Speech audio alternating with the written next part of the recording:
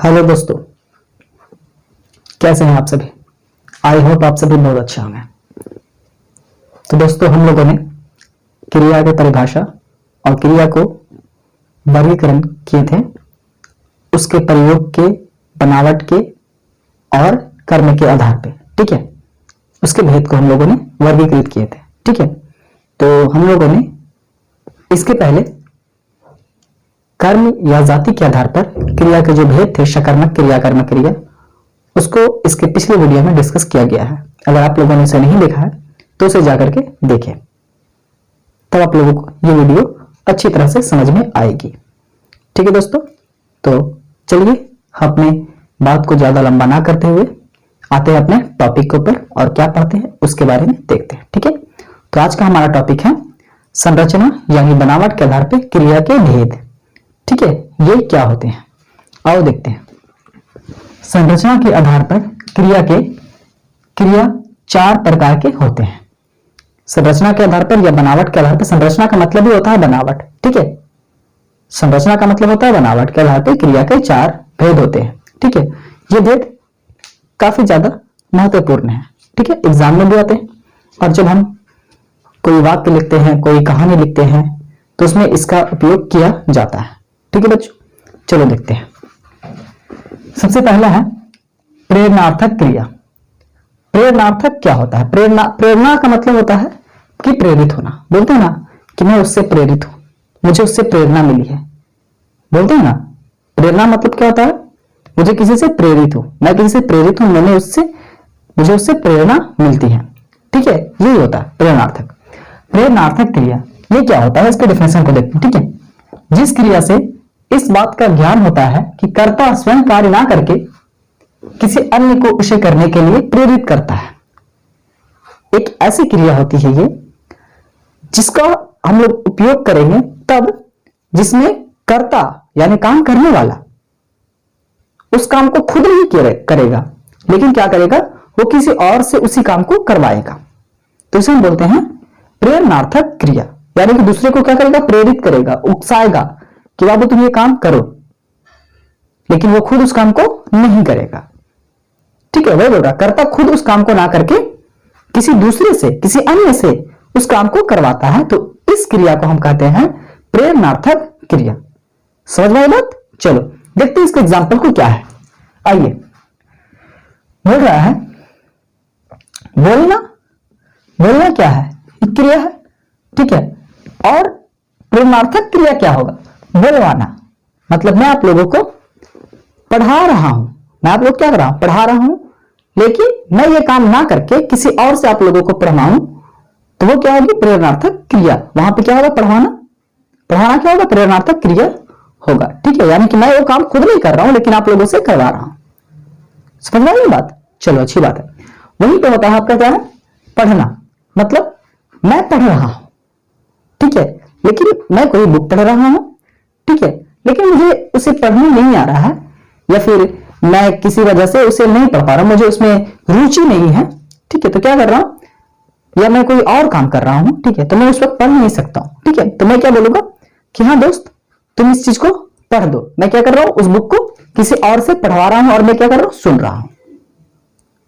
मैं क्या कर रहा हूं, सुन रहा हूं और किसी और से पढ़वा रहा हूं। तो जो काम मैं खुद नहीं कर रहा हूं, दूसरे से करवा रहा हूं उसी काम को, तो उसको बोलते हैं हम प्रेरणार्थक क्रिया।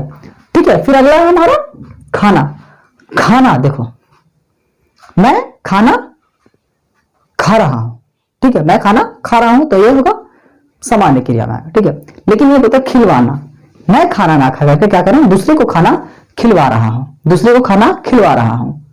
ठीक है, तो ये क्या होता है, प्रेरणार्थक क्रिया।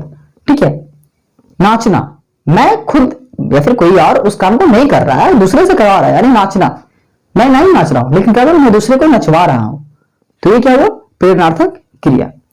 समझ में आई बात? चलो, नचवाना, खिलाना, ठीक है, खिलवाना, पिलवाना, ये सब क्या होते हैं, आपका प्रेरणार्थक क्रिया होते हैं। चलो देखते हैं ये कैसे होते हैं। चलो देखो, यहां मैंने कुछ नोट्स किए हैं, ठीक है, इसे ध्यान में रखें। ठीक है, आना, कुम्हलाना समझते हो, मतलब कुछ ऐसा फीलिंग होता है, ठीक है, यानी जैसे वोमिटिंग वगैरह होता है ना, उल्टी जैसा, तो उसको बोलते हैं कुम्हलाना।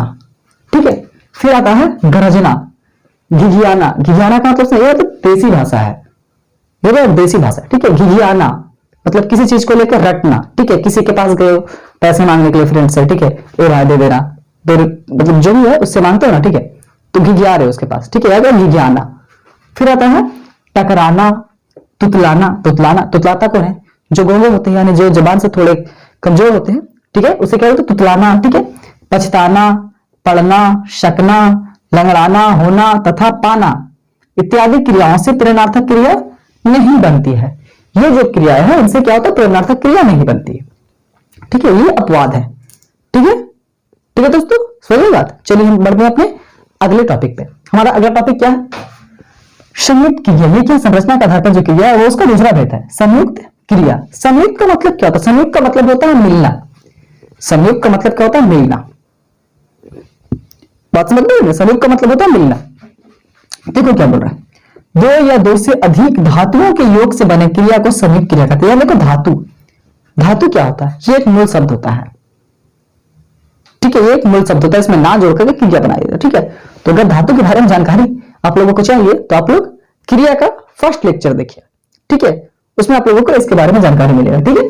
दो या दो से अधिक धातुओं के योग से, योग मैंने बोला ना मिलना, योग मतलब मिलना है, जोड़ना, ठीक है, योग से बनी क्रिया को संयुक्त क्रिया कहते हैं, ठीक है। जैसे चला देना, देखो इसमें दो धातु मिला हुआ, ठीक है, एक चला और एक देना, ठीक है, तो इनसे बने जो क्रिया है वो संयुक्त क्रिया। जैसे चला और देना ये दो अलग अलग धातु है, और इनको जब हम उच्चारण कर रहे तो ये एक दो धातु मिलकर के एक क्रिया बन जाता है, यानी कि कोई क्या बोल रहा, चला देना मतलब कोई आया था उसको हमने क्या किया, चला दिया, ठीक है। बोल रहा रो पढ़ना, ये देखो रो अलग धातु है और पढ़ना अलग धातु है, ठीक है, तो ये क्या हो गया, रो पढ़ना एक संयुक्त क्रिया हो गई। झुक जाना, ठीक है, ये दो अलग अलग धातु है, इनको मिलाकर के हमने क्या बनाया, एक क्रिया बनाया जिसे हम लोग बोला संयुक्त क्रिया, ठीक है। झुक जाना, खा लेना, पी लेना, ये सब क्या है, हमारे संयुक्त क्रिया है, ठीक है दोस्तों। चलो अच्छी बात है, आइए देखते हैं क्या बोल रहा है, अकर्मक तथा सकर्मक दोनों प्रकार की क्रियाओं से संयुक्त क्रिया बनती है। मैंने आप लोगों को बोला है, ठीक है, कि अकर्मक क्रिया सकर्मक क्रिया आप लोग देख लो, अगर नहीं देखो तो इस वीडियो को बाद में देख लेना, लेकिन जाकर के उसे देखना जरूर, तब आपको ये अच्छी तरह से समझ में आएगी, ठीक है।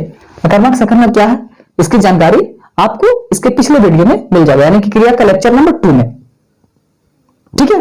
चलो देखो, अकर्मक क्रिया से बनने वाले जो संयुक्त क्रिया वो क्या होते हैं, देखो लेट जाना, रो देना, हंस पड़ना इत्यादि इत्यादि क्या है, हमारे क्या है, अकर्मक क्रिया से बनने वाले संयुक्त क्रिया, ठीक है। दूसरा है सकर्मक क्रिया से बनने वाले संयुक्त क्रिया, बेच लेना, चल देना, लिख लेना इत्यादि, ये सब क्या है, सकर्मक क्रिया से बनने वाले संयुक्त क्रिया, ठीक है। देखो यहाँ पे एक और नोट है, संयुक्त क्रिया की पहली क्रिया प्राय प्रधान या मुख्य होती है। पहली क्रिया जो है इसमें दो क्रिया होती है ना, दो काम होते हैं ना, तो इसमें दो क्रिया है, तो पहला क्रिया क्या होता है, मुख्य होता है, तथा दूसरी क्रिया उसके अर्थ में विशेषता लाती है। विशेषता समझ में आती है, विशेषता ये विशेषण की पाठ होती है, ठीक है, विशेषण की पाठ होती है।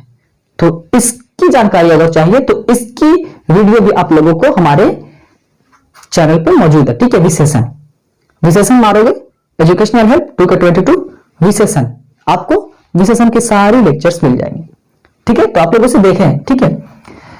संयुक्त क्रिया से की पहली क्रिया प्राय प्रधान या मुख्य होती है तथा दूसरी क्रिया उसके अर्थ में विशेषता लाती है। देखो मैंने यहाँ पे एक वाक्य लिख रखा, ठीक है, मैं गा सकता हूं, मैं गा सकता हूं, देखो गा और एक सकता, ठीक है। यहाँ पे दो क्रिया है, एक गाना और एक होता है सकना, ठीक है, यहाँ पे दो ठो क्रिया हो रही है, ठीक है। देखो यहाँ पे मैंने लिखा गाना क्रिया के अर्थ में विशेषता है, जबकि सकना क्रिया है। देखो मैं कोई काम को कर सकता हूं, सकना यानी मैं को कुछ करना चाह रहा हूं, ठीक है, मैं उस काम को करने में सक्षम हूं, ये मेरा क्रिया है, लेकिन मैं क्या करने में सक्षम हूं भाई, मैं गाने में सक्षम हूं। तो मैं जो गाना गा रहा हूं, गाना वो क्या मेरी विशेषता है, सकना तो मैं कर रहा हूं, मेरे वो कार्य है, लेकिन गाना क्या है, मेरी एक विशेषता है। मैं पढ़ा सकता हूं, यहां पे पढ़ाना जो है ये मेरी विशेषता है, कि मेरी खासियत है कि मैं पढ़ा सकता हूं, लेकिन मैं पढ़ा सकता हूं, मैं सकना जो है वो मेरा कार्य है कि मैं उसमें सक्षम हूं, ठीक है। चलो अच्छी बात है, आइए देखते हैं अगला पॉइंट क्या है। संयुक्त क्रिया इन अर्थों में प्रयुक्त होती है, किन अर्थों में बाबू, देखो आरंभ, अवकाश, आरंभ का मतलब शुरुआत हो रहा है, ठीक है, अवकाश का मतलब छुट्टी, समाप्ति मतलब अंत, शक्ति, आकस्मिकता, आकस्मिकता समझते हो? आकस्मिकता मतलब आकस्मिक घटना है, जैसे भूकंप, बारिश होना, ठीक है, बिजली का गिरना, ओले का गिरना, ठीक है, मौसम परिवर्तन, ये सब क्या आकस्मिकता है, ठीक है, आकस्मिकता घटना है। अनुमति, नित्यता, निश्चय, इच्छा और अभ्यास, इन सब वर्डों से क्या बनता है, संयुक्त क्रिया बनाई जाती है। और भी बहुत सारे वर्ड है जिनसे संयुक्त क्रिया बनाई जाती है, लेकिन ये इंपॉर्टेंट है, ये ज्यादा करके यूज होते हैं। ठीक है दोस्तों, अब चलो आप लोग अगर इसे आप लोगों ने समझ लिया है तो इसे एक बार नोट्स कर लो, स्क्रीनशॉट ले लो, फिर मैं अपने अगले जो 2 भेद बचे हुए हैं उसे मैं इसे पे लिख देता हूं और उसके बाद आप लोगों को एक्सप्लेन कर देता हूं। ठीक है दोस्तों, चलो तो दोस्तों हम देखते हैं अपने अगले टॉपिक को। हमारा अगला टॉपिक है नाम धातु, जो कि हमारे क्रिया का तीसरा भेद है। ये किसके आधार पे, तो संरचना के आधार पे जो क्रियाभन में बांटा है उसमें ये हमारा तीसरा भेद है, जिसका नाम क्या है, नाम धातु। ये क्या होता है, देखिए, संज्ञा, सर्वनाम, विशेषण इत्यादि से बनने वाली क्रिया को नाम धातु क्रिया कहते हैं। ठीक है, संज्ञा, सर्वनाम, विशेषण इत्यादि से बनने वाली क्रिया को नाम धातु क्रिया कहते हैं। ठीक है, जैसे बाबू हाथ, ठीक है, हाथ क्या है, ये संज्ञा है, ठीक है, इससे बनता है हथियाना। ठीक है, ये क्या है, बात, बात क्या है, जब मैं आप लोगों से क्या कर रहा हूं, बात कर रहा हूं, पढ़ा रहा हूं, ठीक है, तो ये क्या है, बतियाना। ठीक है, लाठी, लाठी एक संज्ञा है, तो लाठी से लठियाना। लात, लात से क्या है, लतियाना। पानी, पानी से क्या है, पनियाना। चिकना, चिकना से बनता है हमारा चिकनाना। ठीक है, ये सब क्या है, हमारे नाम धातु है। ये इसका जो यूज है फिर एग्जाम में बोला जाए तो बहुत कम पूछा जाता है। ठीक है, आइए देखते हैं कृदंत क्रिया, इससे एग्जाम्स में सवाल आते हैं। ठीक है, जैसे कि आपको दे दिया जाएगा और बोलेगा बताओ ये कौन सा क्रिया का भेद है। ठीक है, देखो कृदंत क्रिया क्या होता है, कृत प्रत्यय। जब मैं प्रत्यय पढ़ाऊंगा तो आप लोगों को ये पूरी तरह से समझ में आएगी। ठीक है, प्रत्यय क्या होता है, इसलिए मैं यहाँ पे लिख देता हूँ। ठीक है, कृत प्रत्यय, कृत प्रत्यय ता को बोलते हैं। ठीक है, ता को क्या बोलते हैं, कृत प्रत्यय। प्रत्यय का मतलब होता है शब्दों के पीछे लगने वाले अंश। ठीक है, शब्दों के पीछे लगने वाले अक्षर बोल सकते हैं। ठीक है, उसे हम बोलते हैं प्रत्यय। ठीक है, कृत प्रत्यय जो होता है वो ता होता है। कृत प्रत्यय ता के संयोग से बने क्रिया को कृदंत क्रिया कहते हैं। कृदंत, कृदंत देखो जिसका उच्चारण दंत से होता है। ठीक है, ता का उच्चारण क्या होता है, दांत से होता है। जिसका दांत नहीं है वो ता था दाधा नहीं बोल पाएगा। जिसका दांत नहीं है वो ता था दाधा नहीं बोल पाएगा। समझ में आ रही बात, तो दांत से उच्चारण होती है ता था का। ठीक है, जीभ जो है वो दांत में आकर के टकराता तो हम लोग ता था दाधा बोल पाते हैं। ठीक है, ठीक है दोस्तों, चलिए ठीक है, समझ में आइएगा। तो कृत प्रत्यय ता के संयोग से बनने वाले क्रिया को कृदंत क्रिया कहते हैं। जैसे चलता, दौड़ता, पढ़ता, लिखता, खेलता इत्यादि। ठीक है, आप देखें कृदंत प्रत्यय में, सॉरी कृदंत क्रिया में ऐसी क्रिया जिसके लास्ट में ता हो, क्या हो, जिसके लास्ट में ता हो, जैसे नाचता, भागता, खाता, नहाता, लास्ट में ता आ रही ना, तो वो क्या होता है, कृदंत प्रत्यय। ठीक है, याद रहेगी कि जिसके लास्ट में ता आता हो वो कृदंत प्रत्यय।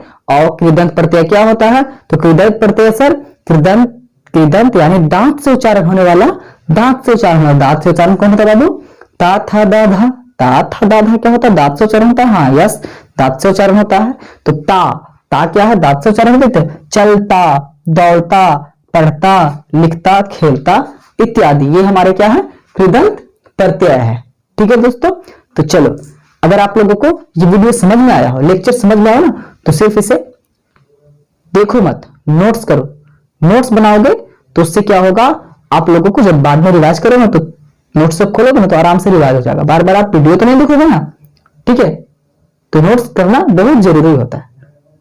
ठीक है दोस्तों, चलो अगर आप लोगों को इस लेक्चर में अगर कोई डाउट रहा हो तो आप कमेंट सेक्शन में जाकर के कमेंट करके पूछ सकते हैं इसके सवालों को। ठीक है, फिर मैं आप लोगों को उसके जवाब आप लोगों को बहुत जल्द से जल्द देने का कोशिश करूंगा।